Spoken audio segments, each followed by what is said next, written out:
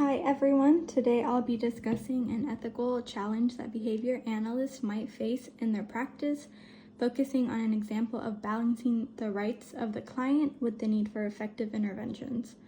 This is a hypothetical scenario that reflects some of the complexities we encounter in our work, and it will allow us to explore ethical decision making through the lens of the BACB Ethics Code. As behavior analysts, we often face situations where we have to balance different, sometimes conflicting priorities. On one hand, we want to provide interventions that are effective and lead to positive outcomes for our clients. On the other hand, we must always consider the ethical implications of our actions. The BACB Ethics Code provides clear guidelines for how to navigate those challenges while ensuring that we maintain professional integrity and respect for the individuals we serve. Ethical decision-making is at the heart of applied behavioral analysis, and today we'll walk through a scenario to explore how this plays out in practice. So let's dive into the scenario. In this case, we have a client whom I'll call Tommy. Tommy is a 10-year-old boy with autism who is receiving home-based therapy. He frequently exhibits aggressive behaviors during transitions, and his family has requested an intervention to address these behaviors. However, the family also asked for a strict behavior plan that includes removing Tommy's preferred activities as a consequence for non-compliance, even if the non-compliance is minor. Now, here's where the ethical dilemma arises. As behavior analysts, how do we balance that need to reduce Tommy's aggression while also respecting his autonomy and ensuring the intervention remains ethical and humane? The ethical dilemma here involves weighing two things. First, we want to make sure that we address Tommy's aggressive behavior effectively, which is often the primary goal of intervention. But second, we need to ask ourselves, does this plan respect Tommy's right to make choices? Does it align with the principle of least restrictive interventions, which encourages us to use the least intrusive, least restrictive strategies first?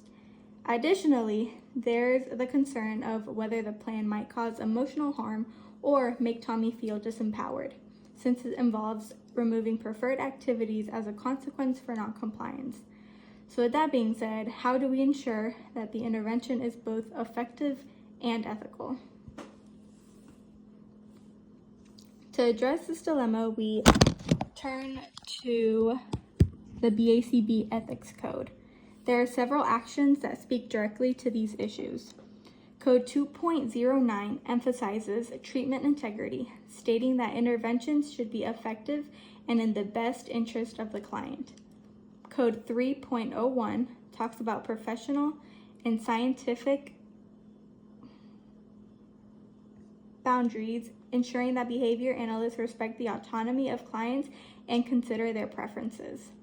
Code 4.03 calls for individualized treatment, reminding us that each intervention plan must be tailored to the client's unique needs and should prioritize the client's rights and well-being. In this scenario, it's essential to reflect on whether the intervention is both effective and ethically sound according to these guidelines. Some key ethical concerns with the intervention plan are autonomy and choice. By using a restrictive approach, we risk undermining Tommy's autonomy, which is a critical part of his dignity. Is this intervention a violation of his rights to make decisions for himself? Least restrictive approach. The intervention involves removing preferred activities as punishment.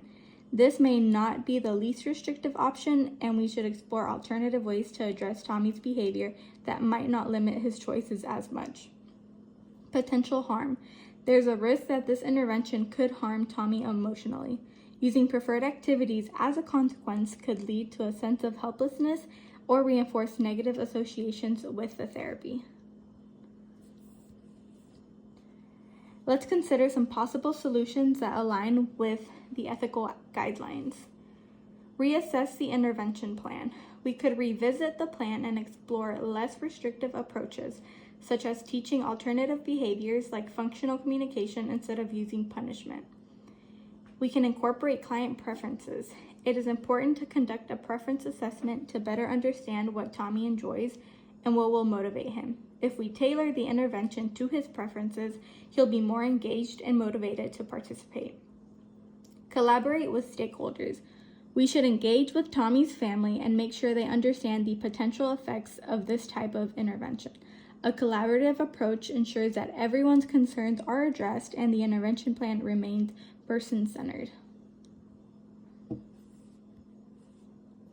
In conclusion, ethical practices in ABA is not just about achieving behavior change, but also about ensuring that interventions are humane, individualized, and respectful of the client's rights. In this case, instead of focusing on punitive measures, we should prioritize interventions that empower Tommy to make choices and foster self-determination.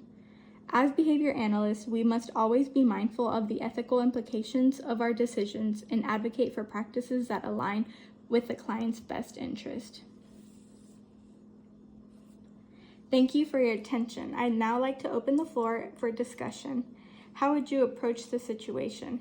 How would you balance client autonomy with the need to reduce aggressive behaviors? What strategies could be used to ensure the intervention is both effective and respectful of the client's preferences?